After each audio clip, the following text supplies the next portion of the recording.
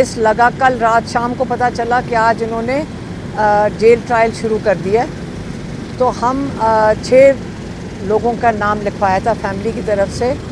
تو آج انہوں نے میری بہنیں جو ہیں ڈاکٹر عظمیٰ خان اور ڈاکٹر نورین نیازی، صرف ان دونوں کو آج اجازت دی اندر جانے کی. عمران خان نے احتجاج کیا جج صاحب کے ساتھ کہ یہ کس قسم کا اوپن کورٹ ہے کہ آپ میری فیملی کو جیل انتظامیہ یا کرنل صاحب باہر روک دیتے ہیں، اور یہ کیسے فیصلہ کر سکتے ہیں کہ کورٹ کے جو اجازت ہوتی ہے اس کو جیل انتظامیہ کیسے چیلنج کر سکتی ہے. جو میں آپ کو میسج دے رہی ہوں یہ عمران خان کا ہی ہے، لیکن انہوں نے لائر کے ہاتھ میرے پاس بھیجا ہے کیونکہ میری بہنیں ابھی اندر ہی ہیں. اور ہم نے جانا تھا اسلام آباد ہائی کورٹ کیونکہ ہم وہاں پہ جو چیف جسٹس ہیں انہوں نے کہا تھا کہ بدھ کو عمران خان کی بیل ہیئرنگ لگائیں گے القادر کیس میں، جس میں عمران خان کو 14 سال اور بشرا بی بی کو 7 سال کی سزا ہے. وہ بیل ہیئرنگ کو ہم 3 مہینے ہو گئے ہیں اس کے پیچھے پھر رہے ہیں، کورٹس کے اندر جا رہے ہیں، کئی گھنٹے لگاتے ہیں، لیکن جج صاحب اس کی ڈیٹ بہت لمبی دیتے ہیں. ہمارے لائر کہتے ہیں کہ یہ ایسا کیس ہے کہ آدھے گھنٹے میں جج صاحب جب سنیں گے تو اس کی بیل ہو جائے گی. اور اگر عمران خان اس میں اسلام آباد ہائی کورٹ والے کیس میں اور لاہور کی جو 9 مئی کی 8 بیلز لگی ہوئی ہیں، یہ 2 کیسز سن لے تو آج عمران خان رہا ہو سکتے ہیں.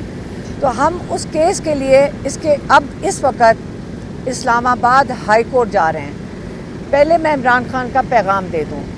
دوسری انہوں نے بات کی جمہوریت کی. انہوں نے کہا جمہوریت کے لیے 2 جو اہم چیزیں ہیں جن کے اوپر جمہوریت چلتی ہے، ایک ہے رول آف لا اور ایک ہے اخلاقیات. یہ دونوں چیزیں موریلٹی اور رول آف لا، تو قانون اور اخلاقیات کے اوپر ایک جمہوریت چلتی ہے. انہوں نے کہا کہ اس کا آج آپ نمونہ دیکھ سکتے ہیں کہ ہمارے کیسز بالکل لگائے نہیں جا رہے. ہم کورٹوں میں دھکے کھا رہے ہیں، جج مرضی سے کیس نہیں لگاتے، نہ ہی وہ سننا چاہ رہے ہیں. اور یہ ایسے کیسز ہیں کہ بالکل ناجائز قسم کے کیسز ہیں، یہ اللیگل کیسز ہیں. اگر کسی اور جمہوریت میں ہوتے تو جو پروسیکیوشن ہے ان کو جیل میں ڈال دیتے. یہ آپ جو کیسز لگا رہے ہیں، جو پولیس نے ان پہ دعویٰ کیا ہوا ہے اور جو ان کے اوپر دفعات لگائی ہیں، پولیس جیل میں ہوتی کہ آپ نے غلط کیسز لگائے ہیں. یہ جمہوریت میں ہوتا ہے. اخلاقیات کا وہ کہہ رہے تھے کہ اگر آپ زرداری کی بہن کے اوپر دیکھ لیں، اس کی 5 اپارٹمنٹس کا کیس نیب کے پاس ہے جو اس کے ملازم کے نام پہ ہے انگلینڈ UK میں یا ملک سے باہر. کوئی نہیں سن رہا. نواز شریف کو ان کے اوپر 22 ارب کا کیس تھا، اس کے باوجود ان کو پرائم منسٹر بنا دیا گیا. آپ اپنے لوگوں کو جب یہ بتائیں گے کہ جتنا بڑا چوری کرو گے اتنی ہی بڑی آپ کو عہدہ ملے گا، تو آپ یہ بتائیں کہ اخلاقیات تو ملک میں آپ نے نیچے تک ختم کر دیں. یہ ان کا دوسرا پوائنٹ تھا. تیسرا پوائنٹ انہوں نے بنایا تھا جو لائر کے ہاتھ بھیجا ہے، وہ تھا ڈرون اٹیکس کے اوپر.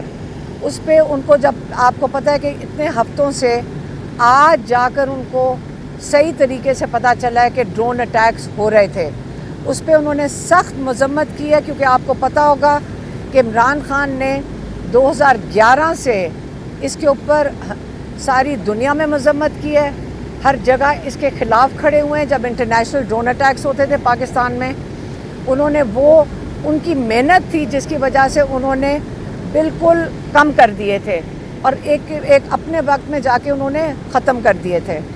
اب جو ڈرون اٹیکس ہو رہے ہیں، انہوں نے کہا اس سے اگر آپ دہشت گردی کے بارے میں بات کریں گے تو جن کے گھروں میں آپ ان کے بچے مار دیں گے، وہ شہید ہو گئے ہیں ان کے 3 بچے.